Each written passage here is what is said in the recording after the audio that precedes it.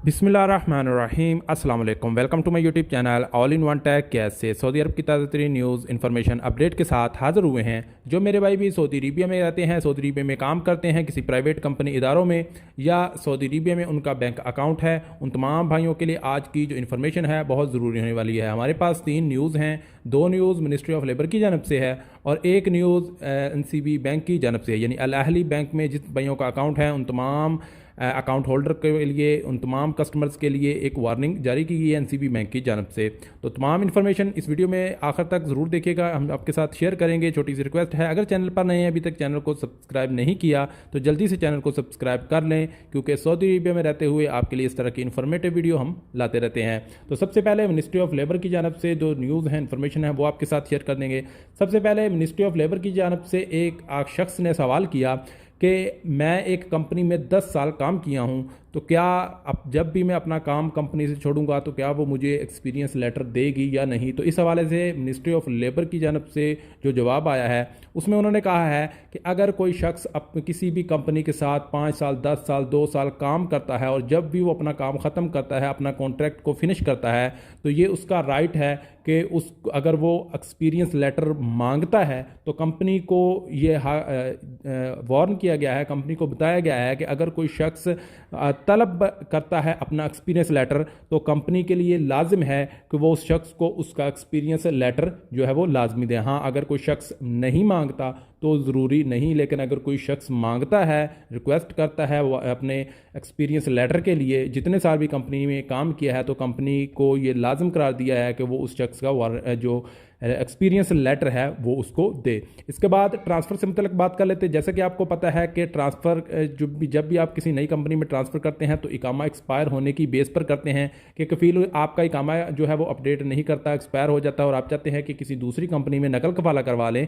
तो बहुत से लोग नकल कफाला करवा लेते हैं, कंपनियां उनको एक्सेप्ट कर लेती हैं, उनका नकल कफाला भी हो जाता है, पुरानी कंपनी की इजाज़त नहीं होती।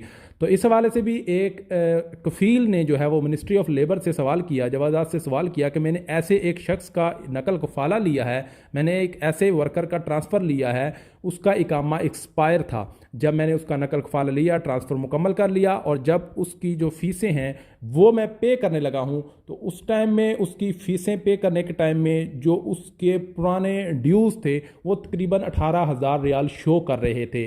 तो इस सूरत में क्या उसके पिछले जो पैसे हैं, पिछली जो फ़ीसें हैं इकामे की हैं या जो भी फ़ीसें हैं, क्या वो मुझे पे करना होंगी या वर्कर को खुद पे करना होंगी।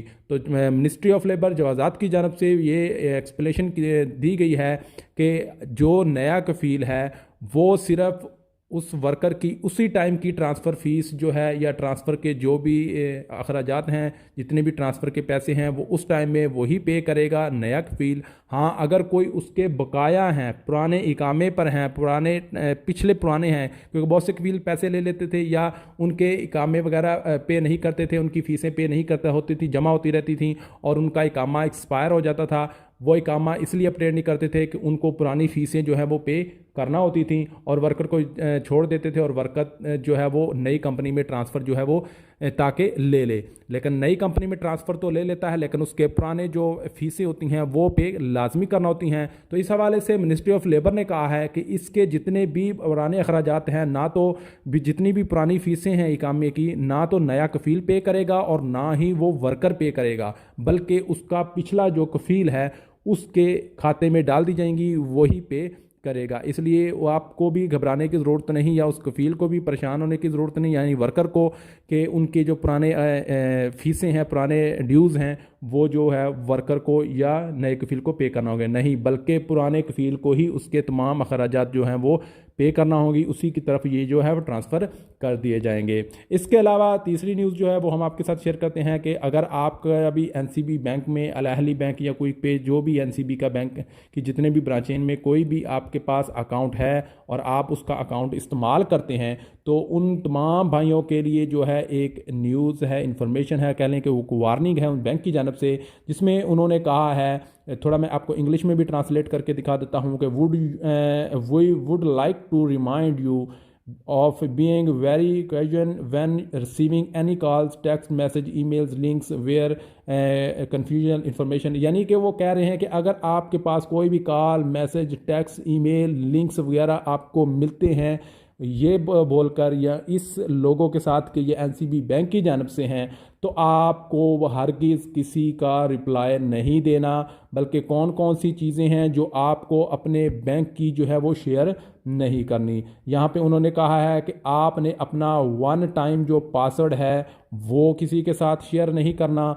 इसके अलावा अगर आपका यूज़र नेम और पासवर्ड कोई पूछता है बैंक का, वो भी आपने किसी के साथ नहीं शेयर करना। इसके अलावा बैंक का क्रेडिट कार्ड या जो भी आपके पास बैंक का एटीएम कार्ड है उसकी डिटेल जो है अपने किसी के साथ शेयर नहीं करनी। इसके बाद आपने अपना अकाउंट नंबर किसी के साथ शेयर नहीं करना, और इसके अलावा आपने अपना आईडी नंबर यानी इकामा नंबर भी किसी के साथ शेयर नहीं करना। इनमें से कोई भी चीज़ आप शेयर करेंगे तो आपके अकाउंट के साथ जो है वो कुछ भी हो सकता है, आपके अकाउंट से पैसे भी निकाले जा सकते हैं। ये जो है वो तमाम बैंकों की जानब से वार्निंग मिलती रहती है, लेकिन कुछ भाई फिर भी गलती कर बैठते हैं। छोटी सी गलती से आपका बहुत बड़ा नुकसान हो सकता है। इस लिहाजा जो मेरे भाई भी कम पढ़े लिखे हैं, सऊदी अरब में काफ़ी जो वर्कर्स हैं, लेबर्स के तौर पर काम करते हैं, उन बेचारों को नहीं पता होता, वो अपनी इन्फॉर्मेशन जो है अपने साथी या दोस्त के साथ भी शेयर कर देते हैं। ऐसा भी बिल्कुल नहीं करना। ये आपकी खुद की एक इन्फॉर्मेशन है, आपने उसको महफूज रखना है, किसी दोस्त के साथ, रूममेट के साथ भी शेयर नहीं करनी, नहीं तो आपको नुकसान हो सकता है। उम्मीद है कि तमाम इन्फॉर्मेशन की आप सब भाइयों को समझ आ गई होगी। इंशाल्लाह जल्दी ही कुछ नई इन्फॉर्मेशन, नई अपडेट के साथ हाज़िर होते हैं। तब तक के लिए इजाज़त दीजिए। अल्लाह हाफ़िज़।